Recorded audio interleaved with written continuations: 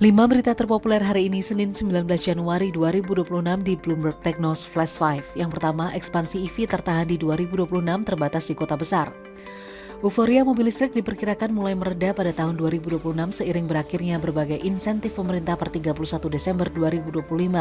Pengamat menilai tahun 2026 kecil kemungkinan menjadi masa ekspansi besar-besaran kendaraan listrik secara merata.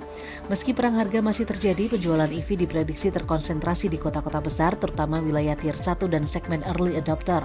Berakhirnya insentif berpotensi memicu kenaikan harga serta sikap wait and see dari konsumen yang daya belinya masih tertekan.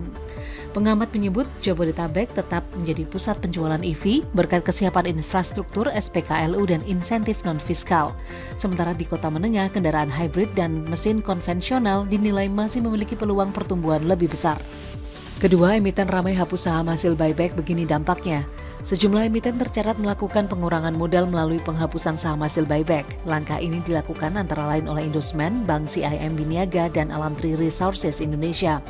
Head of Research Kisi Sekuritas Muhammad Wafi menjelaskan aksi ini menurunkan nilai ekuitas namun jumlah saham beredar juga berkurang secara permanen.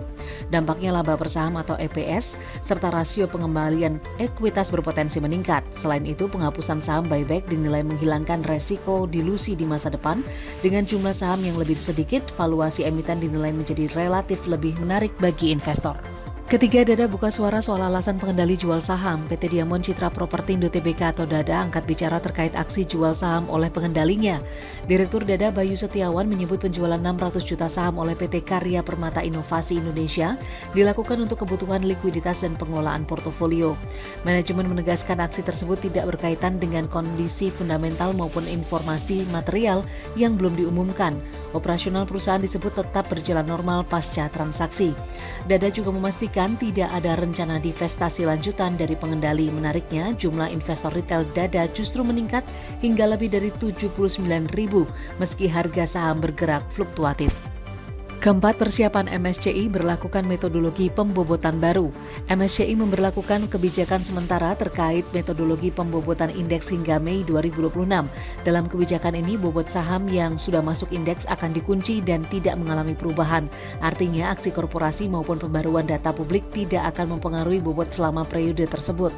Khusus saham di SSA, MSCI menetapkan adjustment factor tetap di level 0,5 hingga Mei 2026. Selain itu, saham baru yang masuk indeks akan dihitung dengan metode lebih konservatif.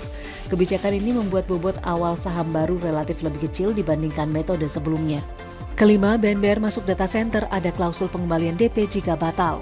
PT Bakri & Brothers Tbk mulai menyiapkan ekspansi ke bisnis pusat data melalui entitas afiliasi. Perseroan membeli lahan seluas 1,67 hektar di Kalideres, Jakarta Barat senilai 500 miliar rupiah dan telah dibayarkan 152,4 miliar rupiah. Lahan tersebut direncanakan untuk pembangunan data center Inner City. Menariknya, dalam perjanjian disebutkan uang muka dapat dikembalikan jika proyek tidak dilanjutkan. Langkah ini menjadi sinyal awal masuknya grup Bakri ke bisnis data center seiring meningkatnya kebutuhan infrastruktur data di wilayah perkotaan. Itu dia 5 berita terpopuler pilihan Bloomberg Technos hari ini. Ikuti terus update selanjutnya di www.bloombergtechnos.com.